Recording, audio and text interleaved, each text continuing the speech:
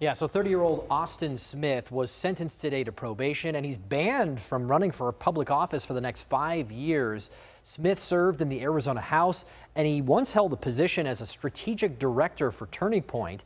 He backed President Trump's false claims that the 2020 presidential election was stolen, and he campaigned on the idea that political elites were breaking election laws.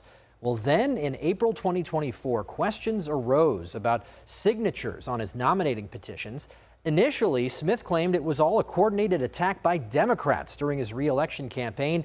He later acknowledged he was aware of the fraud all along. Smith pleaded guilty in November to knowingly trying to use petitions with falsified signatures and forging a dead woman's signature on a nominating petition.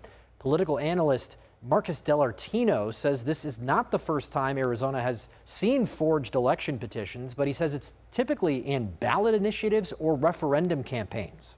That is where it's been most prevalent in the past. Most candidates for political office are a little bit more guarded about doing something like this because they know their opponent is paying close attention to those signatures.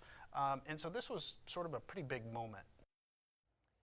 Smith declined to comment today, but his lawyer told the judge his client was mortified by his conduct and will never run for public office again.